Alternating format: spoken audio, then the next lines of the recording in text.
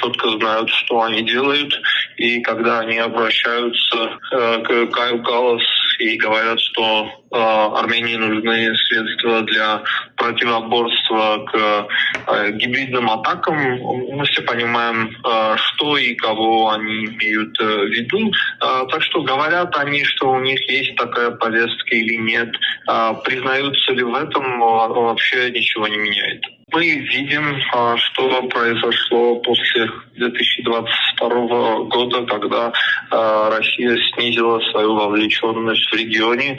Это не было в наших интересах, хотя и это не зависело от нас, но впрочем, армянские власти сделали все, чтобы эта повестка продолжалась.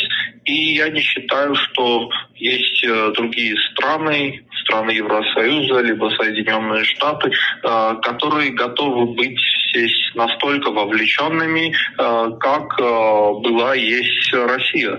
В Армении есть 102-я военная база, и это не потому, что мы очень хотим, чтобы на нашей территории присутствовала чужая военная база, а потому, что у нас есть сосед Турция, которая всегда нападает на те страны, соседние страны, куда можно напасть и продвигать свои интересы. Это случилось и в Сирии несколько лет тому назад. Это и случилось в Армении 100 лет тому назад. Так что я не вижу других сил, которые готовы иметь такую вовлеченность, чтобы мы обсудили такие другие варианты. И, к сожалению, когда мы говорим про диверсификацию, то это относительно, и мы все понимаем, что на Земле альтернативы российской вовлеченности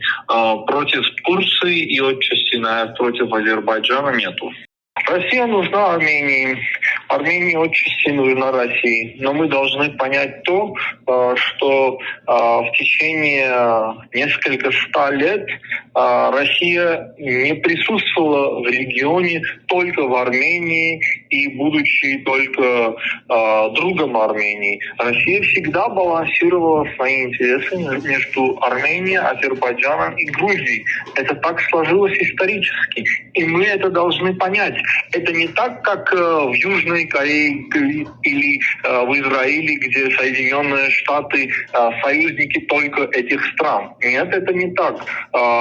Россия и союзник для Армении и для Азербайджана. Мы это должны понять. К сожалению, ситуация такая, но мы видели, что были напряженности между Россией и Азербайджаном, но армянские власти все-таки решили не воспользоваться этим и решили помочь в этом деле Азербайджану, а не России. Так что в этом плане мы должны понять эти реалии и понять, что роль России в этом плане балансировать ситуацию между Арменией и Азербайджаном.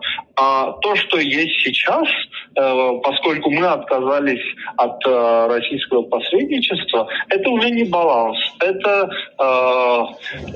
ситуация, когда Азербайджан требует односторонние уступки и получает, потому что нету посредника, нету российской вовлеченности в той мере, в какой она была.